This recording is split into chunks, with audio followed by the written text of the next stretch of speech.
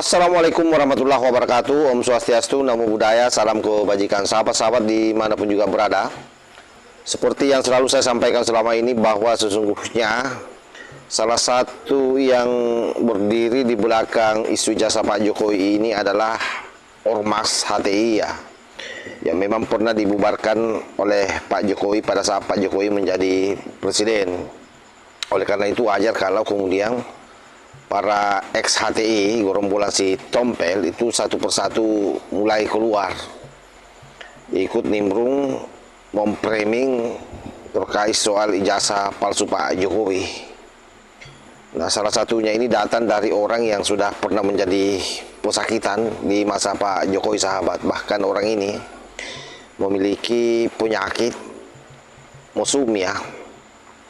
Sebab pada saat ditangkap itu ditemukan dalam HP-nya itu banyak video-video porno.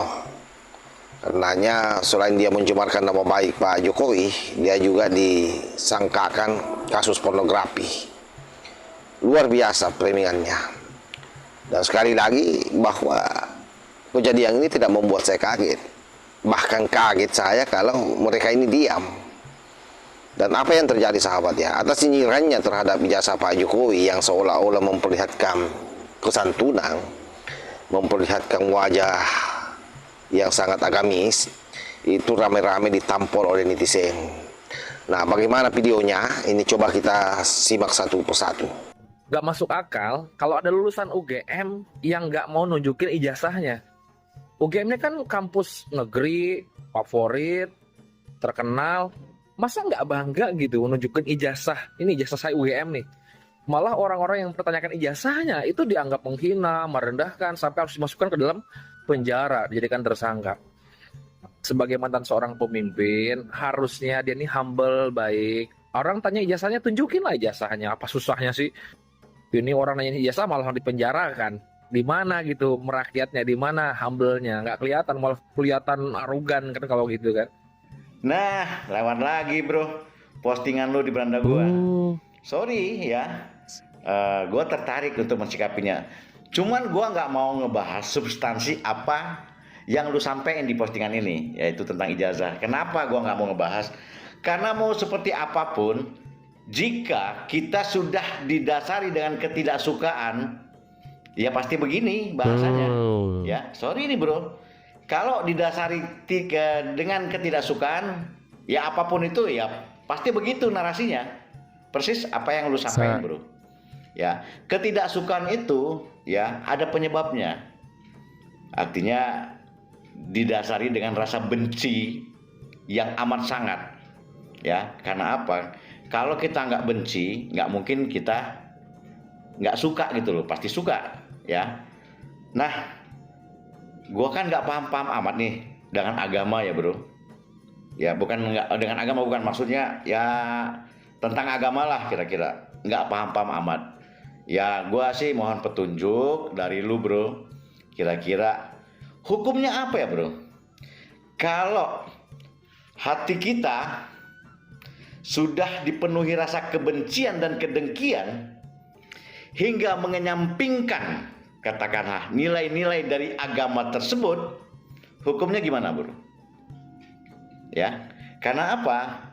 Kalau orang sudah nggak suka didasari dengan benci dan kedengkian, bisa saja orang itu menghasut, memframing, menggiring opini, membuat isu yang nggak benar. Namanya nggak suka, namanya benci.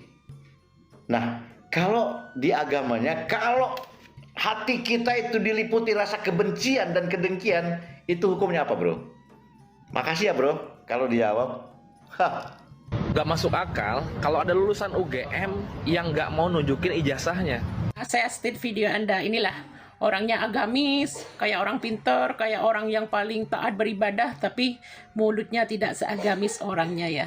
Saya kasih paham sama Anda ya. Bukannya Bapak Jokowi itu tidak bangga tidak mau menunjukkan ijazahnya terhadap orang-orang yang suka ngebully atau ngefitnah itu. Sebenarnya Bapak Jokowi mau, tapi mereka itu bukan real dan bukan tulus ingin melihat ijazah Bapak Jokowi karena dia itu politik. Ada yang menunggangin Roy Suryo dan CS-CS-nya itu.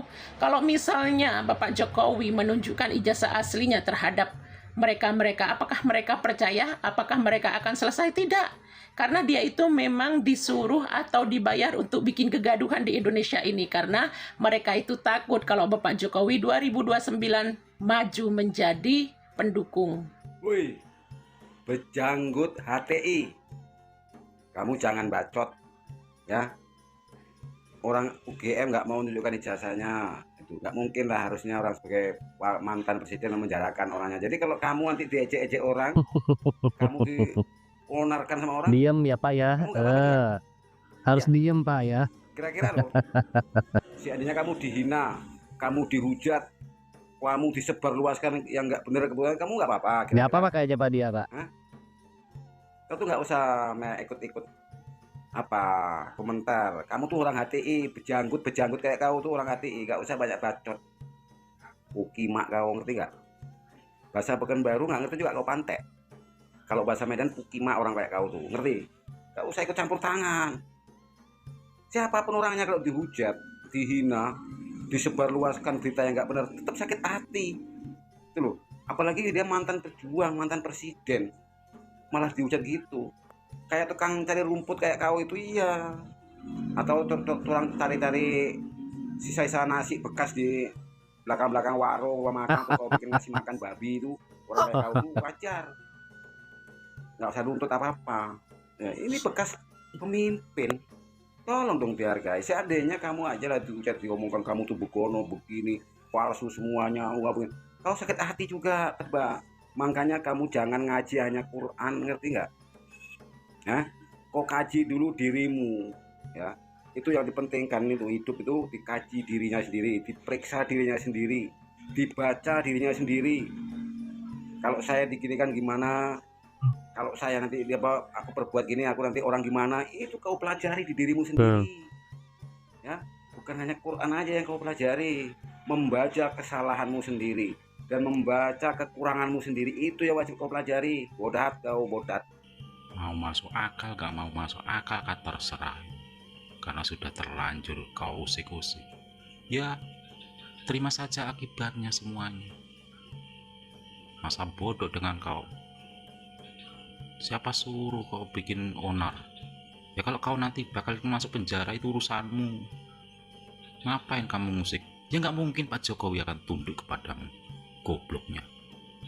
Mau nunjukin nanti persidangan. Goblok.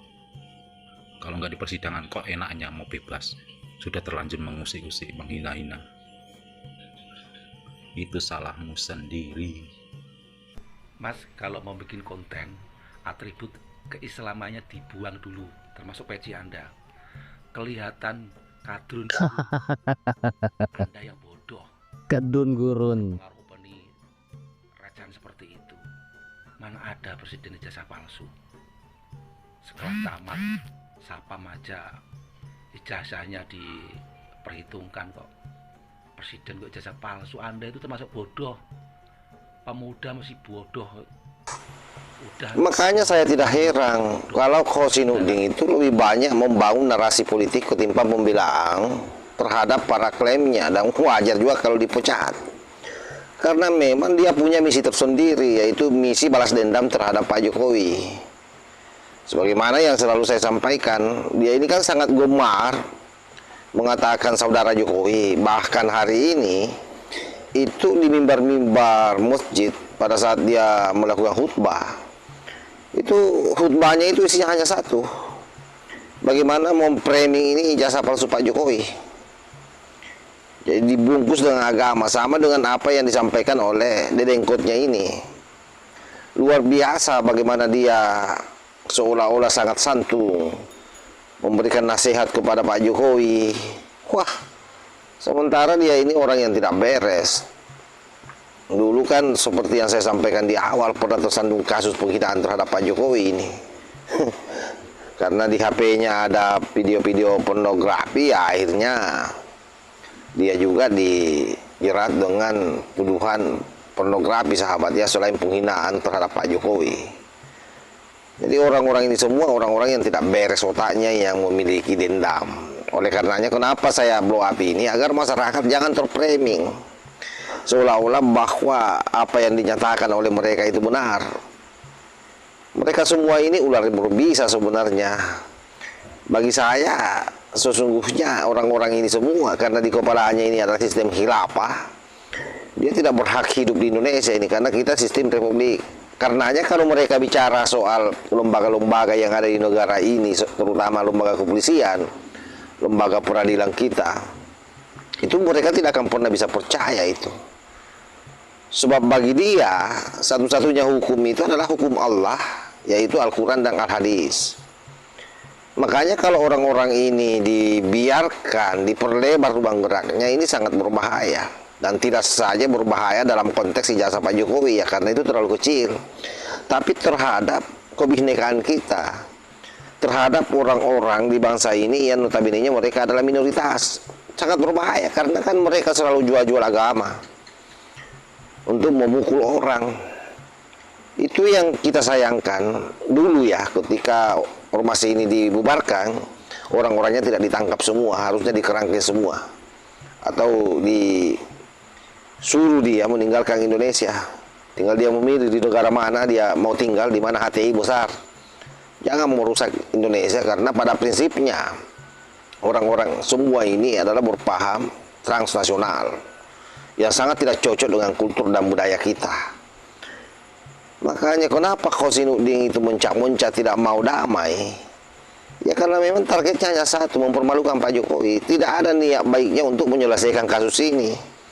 Saya kira begitu sahabat ya. Mudah-mudahan video ini menjadi pelajaran buat kita semua, tidak saja untuk saya secara pribadi ya, terutama para dedengkot pemburu ijazah Pak Jokowi, bahwa kalian tidak sadar sementara ditunggangi oleh paham yang bakal merusak bangsa kita. Wallahul muwaffiq ila aqwamit thariq. Wassalamualaikum warahmatullahi wabarakatuh.